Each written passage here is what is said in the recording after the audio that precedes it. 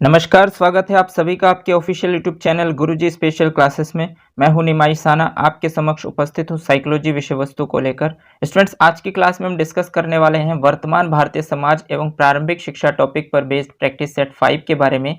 जैसे कि आप सब जानते हैं कि हम लास्ट क्लासेस के माध्यम से इस टॉपिक से रिलेटेड 4 प्रैक्टिस सेट कंप्लीट कर चुके हैं, जिसके अंतर्गत लगभग हमने 40 प्रश्नों को सॉल्व कर लिया है और जाना है कि इस टॉपिक से रिलेटेड कौन कौन से इंपॉर्टेंट पॉइंट्स हमें पढ़ने चाहिए और उनसे रिलेटेड किस किस प्रकार के प्रश्न हमारे एग्जाम्स में बनते हैं। तो आज की क्लास में हम प्रैक्टिस सेट 5 को सॉल्व करेंगे, जिसमें लगभग 41 से लेकर 50 तक के सवालों को सॉल्व करेंगे और जानेंगे कि इस टॉपिक से रिलेटेड और कुछ मोस्ट इंपॉर्टेंट प्रश्न जो आपके super TET exam point of view से काफ़ी ज़्यादा इंपॉर्टेंट है, जहां से आपके एग्जाम्स में प्रश्न बन सकते हैं। तो चलिए स्टार्ट करते हैं आज की क्लास और जानते हैं आज की क्लास का पहला क्वेश्चन। और इस प्रैक्टिस सेट सीरीज का 41वां क्वेश्चन आपके स्क्रीन पर है। क्वेश्चन नंबर 41 में आपसे बताया गया स्टूडेंट्स कि शिक्षा के प्रमुख प्रकार कौन कौन से हैं, यानी कि जो शिक्षा है, एजुकेशन है, इसके प्रमुख प्रकार है। तो कौन कौन से प्रमुख प्रकार है वो आपसे पूछा गया। ऑप्शन ए कहता है अनौपचारिक शिक्षा यानी इनफॉर्मल एजुकेशन, ऑप्शन बी कहता है औपचारिक शिक्षा यानी कि फॉर्मल एजुकेशन, और ऑप्शन सी कहता है दूरस्थ शिक्षा, और ऑप्शन नंबर डी कहता है उपयुक्त सभी। अब आपको बताना है कि शिक्षा के जो प्रमुख प्रकार है, यानी कि शिक्षा प्राप्त करने के जो टाइप्स है, शिक्षा के अंतर्गत कौन कौन से टाइप आते हैं, ये आपको बताना है। तो देखिए स्टूडेंट, शिक्षा प्राप्त करने के लिए आप अनौपचारिक शिक्षा का भी सहारा लेते हैं, जो आप अपने घर, परिवार, समाज, सोसाइटी से सीखते हैं। औपचारिक शिक्षा का भी सहारा लेते हैं, जो आप स्कूल कॉलेजेस के माध्यम से सीखते हैं। और दूरस्थ शिक्षा मतलब आप बिना स्कूल कॉलेज गए हुए घर पर बैठकर भी मुद्रित सामग्रियों के माध्यम से भी दूर बैठकर स्कूल या कॉलेजेस से अध्ययन कर सकते हैं। फॉर एग्जांपल के लिए एनआईओएस या इग्न्यू जैसे जो यूनिवर्सिटीज़ होते हैं, इनके माध्यम से भी आप दूरस्थ शिक्षा प्राप्त करते हैं। तो ये तीनों के तीनों जो है शिक्षा के प्रमुख प्रकार के अंतर्गत आते हैं, इसीलिए इस क्वेश्चन का राइट ऑप्शन आपका बनता है डी, उपयुक्त सभी। आई होप आप मेरी बातों को समझ पा रहे हैं और इस क्वेश्चन के राइट ऑप्शन तक भी इजीली पहुंच पाएंगे। चलिए आगे बढ़ते हैं और देखते हैं नेक्स्ट क्वेश्चन आपसे क्या पूछता है। तो नेक्स्ट क्वेश्चन 42 आपसे पूछता है स्टूडेंट्स की आधुनिक शिक्षा का जनक है, यानी कि आधुनिक शिक्षा का जनक कौन है, ये आपको बताना है। ऑप्शन फर्स्ट कहता है चार्ल्स ग्रांट, ऑप्शन सेकंड कहता है जॉन डीवी, ऑप्शन थर्ड कहते हैं थॉर्नडाइक, और ऑप्शन फोर्थ कहते हैं फ्रोबेल। अब आपको बताना है कि आधुनिक शिक्षा का जनक किसे कहते हैं। तो स्टूडेंट्स, वर्तमान भारतीय समाज एवं प्रारंभिक शिक्षा को समझने के लिए मैंने आपको बताया था कि वैदिक कालीन शिक्षा, बौद्धकालीन शिक्षा, मुस्लिम कालीन शिक्षा और आधुनिक शिक्षा, इन सभी शिक्षाओं को आपको समझना होगा, तभी आप वर्तमान भारतीय समाज में प्रारंभिक शिक्षा को समझ सकते हैं। तो इसके कंटेंट डिटेल के दौरान मैंने आपसे डिस्कस किया था, जब हम आधुनिक शिक्षा को डिटेल में पढ़ रहे थे, तो उसके दौरान मैंने आपको बताया था कि आधुनिक शिक्षा का सूत्रपात कब हुआ, किसके माध्यम से हुआ और इसके जनक कौन है। तो यदि आपने कंटेंट वाले पोर्शंस को बहुत अच्छे से देखा है, उसको पढ़ा है, उसको समझने की कोशिश की है, उसके प्रॉपर नोट्स बनाए, तो ये प्रश्न आपके लिए बहुत ही आसान है। और यदि आपने नहीं देखा तो आप पहले कंटेंट वाले पोर्शंस को देखिए और उसके बाद क्वेश्चंस के ऑप्शंस पर आइए। तो आपके लिए बहुत ज़्यादा बेनिफिट, आपके लिए बहुत ज़्यादा लाभदायक साबित होंगे। तो चलिए देखते हैं आधुनिक शिक्षा के जनक कौन हैं। तो स्टूडेंट्स, आधुनिक शिक्षा के जो जनक है वो आपके चार्ल्स ग्रांट है, और ये मैंने आधुनिक शिक्षा के अंतर्गत बताया हुआ है कि आधुनिक शिक्षा के जनक चार्ल्स ग्रांट को माना जाता है, इसलिए इस क्वेश्चन का राइट ऑप्शन बनता है आपका ए। आई होप आप मेरी बातों को समझ पा रहे हैं और इस क्वेश्चन के राइट ऑप्शन तक भी इजीली पहुंच पाएंगे। चलिए आगे बढ़ते हैं और देखते हैं नेक्स्ट 43 क्वेश्चन आपसे क्या कहता है। तो क्वेश्चन नंबर 43 में आपसे बताया गया स्टूडेंट्स कि निस्यंदन का सिद्धांत दिया गया है, यानी कि जो निस्यंदन का सिद्धांत है ये किसके द्वारा दिया गया है। ऑप्शन ए कहता है लॉर्ड मुनरो द्वारा, ऑप्शन बी कहता है लॉर्ड मिंटो द्वारा, ऑप्शन सी कहता है लॉर्ड मैकाले द्वारा, और ऑप्शन डी कहता है चार्ल्स बूट द्वारा। तो ये भी मैंने आपको कंटेंट वाले पोर्शंस में डिटेल किया है कि निस्संदन का सिद्धांत या शरण का सिद्धांत किसके द्वारा दिया गया है। तो स्टूडेंट्स, ये निस्संदन या फिर जो शरण का सिद्धांत है ये दिया गया आपके लॉर्ड मैकाले द्वारा, जो पाश्चात्य साहित्य के मुख्य प्रवर्तक थे। और ये जो है हमारे प्राच्य साहित्य के लिए सबसे घटिया किस्म के इंसान थे, क्योंकि इनकी सोच ये थी कि भारत में जो है भारतीय संस्कृति यानी कि सांस्कृतिक साहित्य और जो हिंदी साहित्य, इसका प्रचार प्रसार ना हो, इसमें अंग्रेजी साहित्य का प्रचार प्रसार हो, क्योंकि अंग्रेजी साहित्य और विज्ञान ही सब कुछ है, इनके पास कुछ भी नहीं है। इस प्रकार की सोच थी लॉर्ड मैकाले की, जो बहुत ही घटिया किस्म के थे।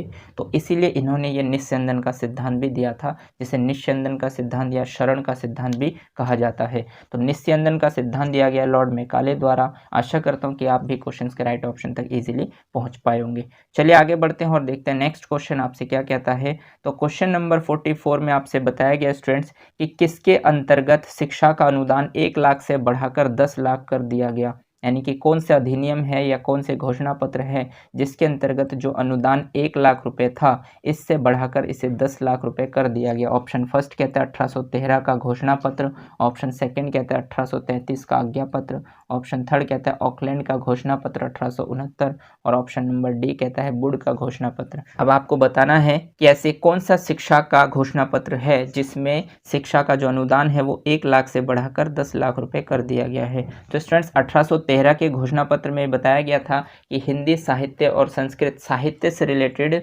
आपको 1 लाख रुपए का अनुदान दिया जाएगा। तो ये 1813 के घोषणा पत्र में किया गया था। बट इसके बाद 1813 के घोषणा पत्र के 20 वर्ष बाद एक घोषणा पत्र जारी हुआ जिसे 1833 के आज्ञा पत्र के नाम से जाना जाता है। और इस समय 1833 के आज्ञा पत्र में घोषणा किया गया कि जो साहित्य के क्षेत्र में जो अनुदान है उसे 1 लाख रुपए से बढ़ाकर 10 लाख रुपए कर दिया जाए। तो इसलिए इस क्वेश्चन का राइट ऑप्शन बनता है आपका बी 1833 का आज्ञा पत्र, यानी कि शिक्षा के क्षेत्र में अनुदान 1 लाख रुपए से बढ़ाकर 10 लाख रुपए कर दिया गया 1833 के आज्ञा पत्र को। ऑप्शन नंबर सी है ऑकलैंड का घोषणा पत्र 1869, ये नहीं हो सकता क्योंकि 1839 है इसका राइट ऑप्शन, इसलिए ये नहीं हो सकता। और वुड के घोषणा पत्र में इस बारे में कोई बात नहीं की गई, तो इसलिए इस क्वेश्चन का राइट ऑप्शन बी ही है कि 1833 के आज्ञा पत्र में शिक्षा के क्षेत्र में जो अनुदान है वो 1 लाख रुपए से बढ़ाकर 10 लाख रुपए कर दिया गया था। आई होप आप मेरी बातों को समझ पा रहे हैं और इस क्वेश्चन के राइट ऑप्शन तक भी पहुंच पाए होंगे। चलिए आगे बढ़ते हैं और देखते हैं नेक्स्ट क्वेश्चन 45 आपसे क्या कहता है।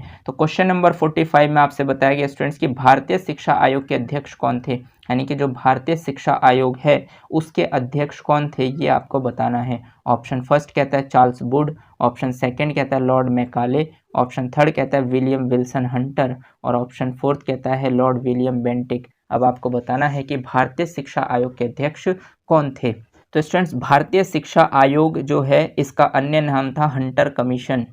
आपको पता होगा कि यह हंटर कमीशन का दूसरा नाम है भारतीय शिक्षा आयोग। तो भारतीय शिक्षा आयोग का दूसरा नाम हंटर कमीशन है और हंटर कमीशन के जो अध्यक्ष थे वो थे आपके विलियम विल्सन हंटर, इसलिए इस क्वेश्चन का राइट ऑप्शन बनता है आपका William Wilson Hunter. I hope आप मेरी बातों को समझ पा रहे हैं और इस क्वेश्चन के राइट ऑप्शन तक भी इजीली पहुंच पाए होंगे। चलिए आगे बढ़ते हैं और देखते हैं नेक्स्ट क्वेश्चन आपसे क्या कहता है। तो क्वेश्चन नंबर नेक्स्ट 46 में आपसे पूछा गया स्टूडेंट्स कि किसने मैकाले के घोषणा पत्र को स्वीकृति प्रदान की, यानी कि कौन से वो व्यक्ति थे जिन्होंने मैकाले के घोषणा पत्र को स्वीकृति यानी कि मंजूरी प्रदान की। ऑप्शन नंबर फर्स्ट कहता है Lord Munro, option number second कहता है Lord Minto, option number third कहता है लॉर्ड विलियम बेंटिक और ऑप्शन नंबर डी कहता है लॉर्ड मैकाले। तो किसने मैकाले के घोषणा पत्र को स्वीकृति प्रदान की ये आपको बताना है। स्टूडेंट्स मैकाले ने जो घोषणा पत्र जारी किया था उसका नाम था 1833 का आज्ञा पत्र और उसके अंतर्गत किस व्यक्ति ने उनके घोषणा पत्र को स्वीकृति प्रदान की थी ये आपसे पूछा गया है। यदि आपने कंटेंट वाले पोर्शंस को बहुत अच्छे से देखा है तो ये प्रश्न आपके लिए बहुत ही आसान है, क्योंकि लॉर्ड मैकाले के घोषणा पत्र को लॉर्ड मैकाले तो खुद स्वीकृति प्रदान नहीं करेंगे और ना ही लॉर्ड मुनरो थे, क्योंकि लॉर्ड मुनरो जो है वो प्राच्य साहित्य से जुड़े हुए थे और लॉर्ड मिंटो भी प्राच्य साहित्य यानी कि जो इंडियन साहित्य है उसके पक्ष में थे। तो इसलिए तीनों ही ऑप्शन नहीं होता है, बचता है आपका लॉर्ड विलियम बेंटिक और लॉर्ड विलियम बेंटिक ही थे जिन्होंने मैकाले के घोषणा पत्र को स्वीकृति प्रदान की थी। इसलिए इस क्वेश्चन का राइट ऑप्शन बनता है आपका सी। आई होप आप मेरी बातों को समझ पा रहे हैं और इस क्वेश्चन के राइट ऑप्शन तक भी इजीली पहुंच पाए होंगे। चलिए आगे बढ़ते हैं और देखते हैं नेक्स्ट क्वेश्चन 47 आपसे क्या कहता है।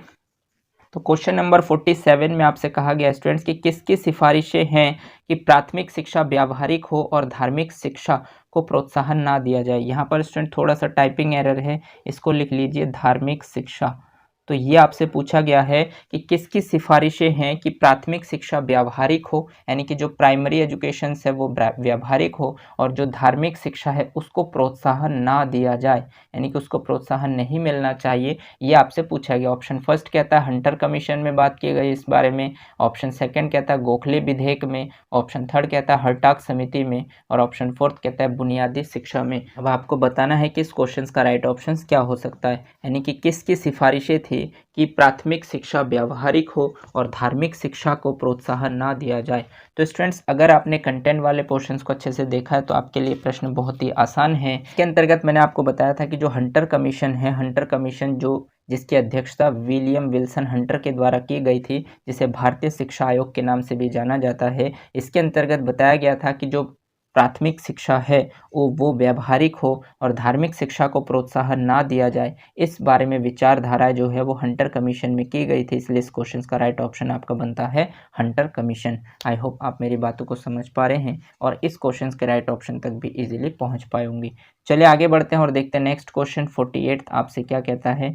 तो क्वेश्चन नंबर 48 में आपसे कहा गया स्टूडेंट्स कि किस सिफारिश के अंतर्गत कम आय वाले माता पिता के बच्चे को निःशुल्क शिक्षा प्रदान की जाए। यानी कि कम आय वाले जो माता पिता हैं उनके बच्चे को निःशुल्क शिक्षा प्रदान की जाए, ये किस सिफारिश के अंतर्गत ये बात कही गई है। तो ये आपको बताना है कि ऐसी कौन सी सिफारिशें की गई थी जिसके अंतर्गत ये बताया गया था कि जो कम आय वाले माता पिता है, यानी जिनकी इनकम बहुत कम है, जो पिछड़े वर्ग से आते हैं, उनके बच्चों को निःशुल्क शिक्षा प्रदान किया जाए। इस बारे में विचारधारा ऑप्शन फर्स्ट कहता है हंटर कमीशन 1882 में की गई, ऑप्शन सेकंड कहता है गोखले विधेयक 1911 में की गई, ऑप्शन थर्ड कहता है हर्टाग समिति 1929 में और ऑप्शन डी कहता है बुनियादी शिक्षा 1854 में। अब आपको बताना है कि किस सिफारिश के अंतर्गत कम आय वाले माता पिता के बच्चे को निःशुल्क शिक्षा प्रदान की जाए, इस बारे में सिफारिशें की गई। इस बारे में हंटर कमीशन 1882 में सिफारिशें नहीं की गई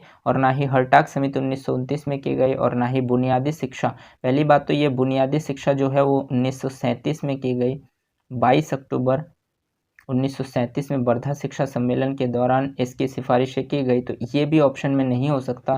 तो बचा हुआ ऑप्शन आपका बी गोखले विधेयक, यानी गोखले विधेयक सन 1911 में प्रस्तुत किया गया और इसके अध्यक्ष थे गोपाल कृष्ण गोखले और उनके द्वारा ये सिफारिशें की गई कि जो कम आय वाले माता पिता है उनके बच्चों को निःशुल्क शिक्षा प्रदान किए जाए, इस प्रकार के प्रावधान किए जाए। गोखले विधेयक 1911 में इसकी सिफारिशें की गई, इसलिए इस क्वेश्चन का राइट ऑप्शन बनता है आपका गोखले विधेयक 1911। आई होप आप मेरी बातों को समझ पा रहे हैं और इस क्वेश्चन के राइट ऑप्शन तक भी इजीली पहुंच पाए होंगे। चलिए आगे बढ़ते हैं और देखते हैं नेक्स्ट क्वेश्चन 49 आपसे क्या कहता है। तो क्वेश्चन नंबर 49 में आपसे पूछा गया स्टूडेंट्स कि हर्टाग समिति 1929 के अध्यक्ष थे, यानी कि जो हर्टाग समिति 1929 में बनी है इसके अध्यक्ष कौन थे, ये आपको बताने हैं। ऑप्शन फर्स्ट कहता है William Wilson Hunter, option second कहता है गोपाल कृष्ण गोखले, ऑप्शन थर्ड कहता है फिलिप हर्टाग और ऑप्शन डी कहता है विलियम हर्टाग। अब आपको बताना है कि जो हर्टाग समिति 1929 में बनी है इसके अध्यक्ष कौन थे। तो स्टूडेंट्स, अगर आप देखेंगे हर्टाग वर्ड से कि हर्टाग समिति जो है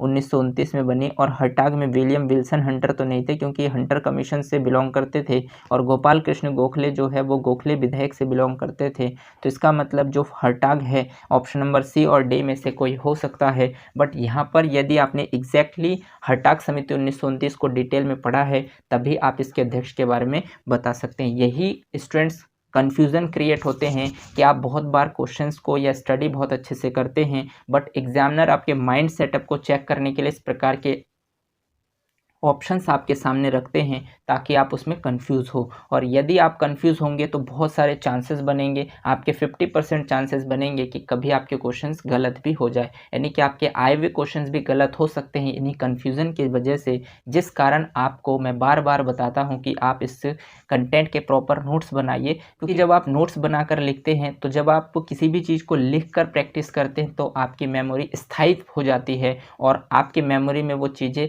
बहुत लंबे समय तक स्थायी हो जाते हैं। तो आपके ज़्यादातर चांसेस होते हैं कि प्रश्न जो है आपके गलत नहीं होते। और दूसरी बात यह है कि जब आपके सामने कोई चीज़ लिखे हुए होंगे और उसको आप नियमित अंतराल में रिवाइज करते रहेंगे तो फिर आप कॉन्फिडेंट फील करेंगे और आपके क्वेश्चंस गलत होने के चांसेस ना के बराबर हो जाएंगे। मैक्सिमम प्रश्न होंगे जो आपके राइट होंगे और इसी वजह से ही आप सिलेक्शन ले सकते हैं, क्योंकि स्टूडेंट्स इस समय तैयारी करने वाले बच्चों की संख्या कम नहीं है, बहुत ज़्यादा है और सीटें आने वाले समय में होंगे कम। तो इसीलिए आपका जो ये स्ट्रेटजी है, ये रणनीति है, यही आपका दर्शाएगा कि आपका सिलेक्शन होगा या फिर नहीं होगा। इसीलिए आप चीज़ों को लाइट वे में मत लीजिए। जिस चीज़ को मैं आपसे बताने की कोशिश कर रहा हूँ उसको समझिए और उसके प्रॉपर नोट्स बनाइए, बार बार चीज़ों को रिवाइज कीजिए। तो स्टूडेंट्स यहाँ पर हर्टाग समिति 1929 के जो अध्यक्ष थे वो आपको बताने, ऑप्शन सी और डी में राइट ऑप्शन क्या हो सकता है। आशा करता हूँ कि आपने कंटेंट वाले पोर्शन को अच्छे से देखा है और उसके प्रॉपर नोट्स बनाए, तो आपके लिए क्वेश्चंस बहुत ही आसान है, क्योंकि विलियम हर्टाग नाम के वर्ड हमने कहीं नहीं पढ़े,